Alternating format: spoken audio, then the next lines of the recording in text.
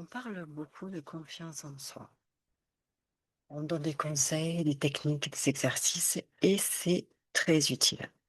Mais aujourd'hui, j'ai envie de parler d'autre chose, de ce qu'on ne dit jamais.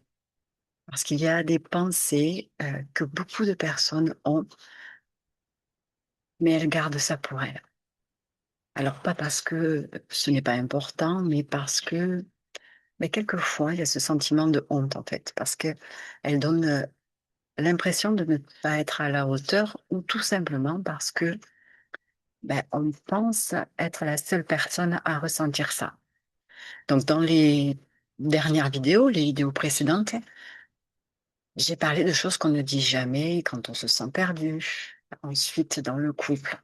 Et aujourd'hui, j'ai envie de revenir à quelque chose de très personnel, c'est-à-dire la confiance en soi. Alors, comme d'habitude, je vais te parler des choses que je peux entendre, moi, dans mes accompagnements. Donc, ce que je peux entendre, c'est par exemple, je ne me sens pas à la hauteur. Alors, pourtant, ces personnes, extérieurement, elles assurent de fou. Elles travaillent, elles prennent des responsabilités, elles gèrent le quotidien dans la famille, elles avancent. Mais intérieurement, il y a toujours ce doute, ce sentiment de ne pas être assez. Pas assez compétent ou compétente, pas assez légitime, pas assez sûr ou sûr. Et en fait, tout ça, ça épuise.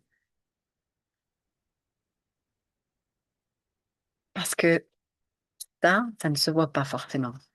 Mais ça accompagne beaucoup, beaucoup de décisions, ou justement beaucoup d'hésitations et de doutes.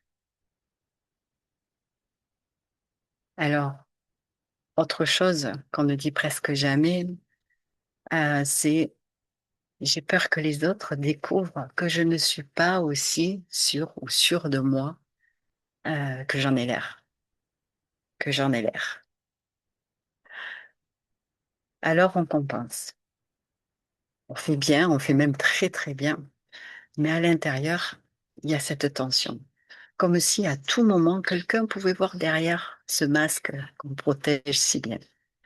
Et ça crée une pression constante. Alors, en fait, on se sent jamais en sécurité euh, dans ce qu'on est, en fait. Donc, on met ce masque et on avance. Il y a aussi une pensée très, très fréquente, c'est, et je suis persuadée, tu vas te reconnaître, je me compare tout le temps et j'ai l'impression d'être en retard. Alors, on regarde les autres, on regarde leur parcours, leurs évolutions et leur confiance apparente, comme toi en fait. Et on se dit pourquoi eux, ils y arrivent et pas moi.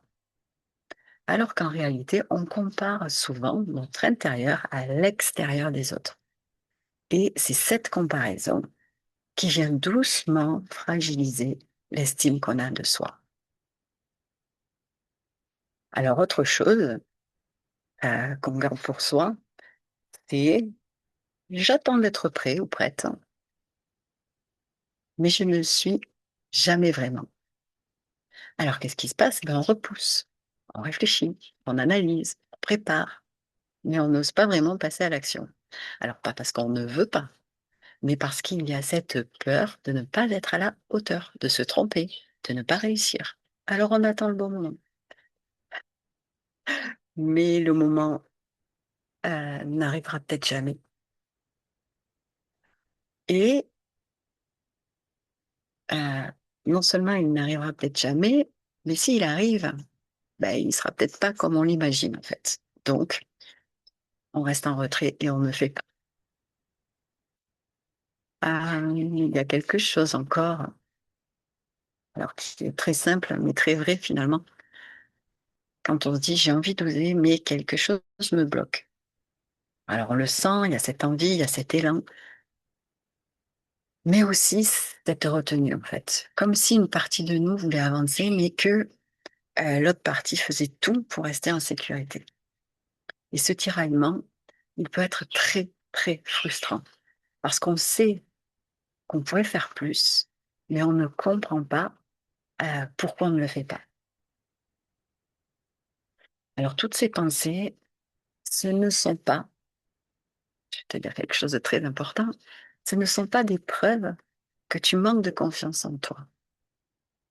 Ce sont des signaux qu'il y a des peurs, qu'il y a des croyances, qu'il y a des expériences passées qui influent sur ta façon dont tu te perçois aujourd'hui.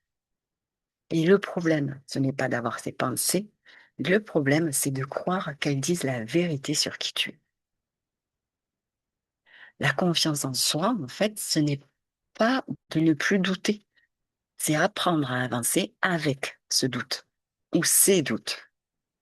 C'est arrêter d'attendre d'être parfait ou parfaite pour commencer à être présent, présente. Alors, si tu t'es reconnu dans cette phrase, encore une fois, sache que tu n'es pas seul ou seul, que beaucoup de personnes vivent ça, et bien plus qu'on ne le pense. Et peut-être que le premier pas, ce n'est pas de devenir quelqu'un de plus confiant, mais c'est simplement d'être un peu plus honnête avec ce que tu ressens. Et toujours sans te juger. Donc, si cette vidéo te parle, j'aimerais qu'en commentaire, tu répondes à cette question. En commentaire ou pour toi, encore une fois. Quelle est la pensée que tu gardes pour toi quand tu doutes de toi? Tu le partages en commentaire, comme je t'ai dit, ou alors tu le gardes pour toi. Mais l'essentiel, c'est que tu y répondes. La semaine prochaine, on ira explorer un autre endroit où on garde beaucoup de choses pour nous. Ça sera dans le travail. Voilà. Je te dis donc à la semaine prochaine. Je te souhaite une belle journée, une belle soirée, suivant l'heure à laquelle tu écouteras cette vidéo. Et à la semaine prochaine, tout simplement.